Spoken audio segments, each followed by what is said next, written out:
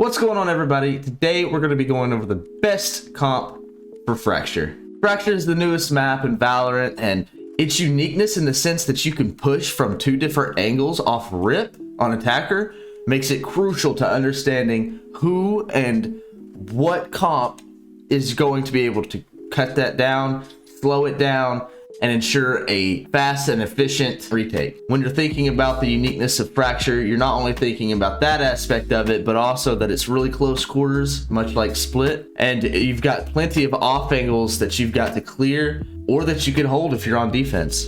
The pace of the game is always going to be determined by the attackers. However, this team comp is going to be determined based off of two things. One, how well they can slow things down on defense, and how well you can cut off angles and ensure a quick, swift attack. And then not only that, but that you can defend the spike in such a way that you're killing time, slowing things down for a retake, and cutting off angles to be able to keep the site as long as possible.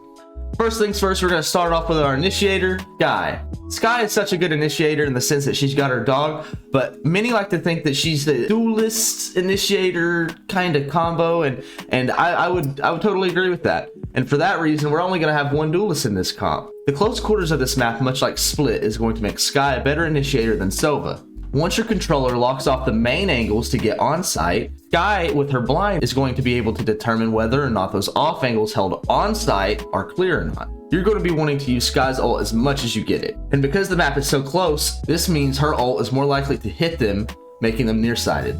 Now that we've discussed our initiator, let's move on to our sentinel. And by the way, there's two of them. First one we're going to talk about is Sage, and you probably saw this one coming. Sage's wall is going to be really useful to cut down those extra angles that people can be attacking from due to Fracture's uniqueness. It's also going to be really useful on attack. Although Fracture has several different pathways to get to site, most of these pathways are really narrow. And because of this, your smokes are most likely going to be sprayed through if you're in high elo. Sage's wall will be able to block this for a short duration until it's broken to get onto site and establish that ground.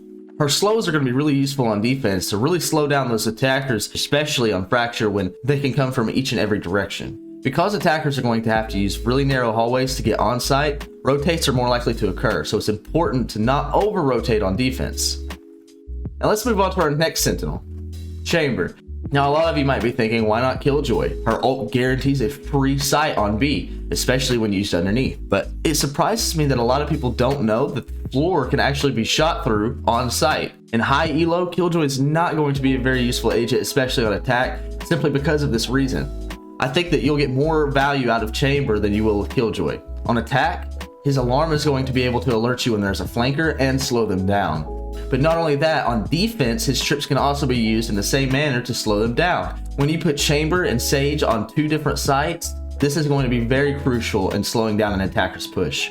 And not only that, but after you've got Spike down, throw down one of your alarms with Chamber and use Sage's slow orbs to delay a retake. Chamber's TPs can be good anywhere, but on this map in particular, this can allow for some easy picks, especially with an op. And not only that, but Chamber's going to have a better version of the Sheriff on all save rounds.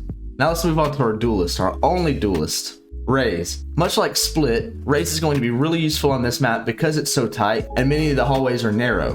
When you couple her nade with a Sage slow orb or even a Chamber's alarm, this is going to be devastating on defense, whether that's defense or defending the retake of a site. Her boombot's going to be really useful in the sense that you can clear some of those off angles like Skye can with her bird, especially once your controller has taken away the ability to peek from those default angles. When you're on defense and you're trying to retake a site, these sites are not very open. So if you haven't used her boombot or her nade already, they're going to be really helpful on that retake.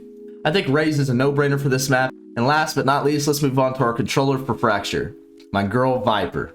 Now, Viper's going to be able to cut off most of the default angles on this map with her wall and will prove to be very helpful on defense. Her ult is going to basically cover all of site.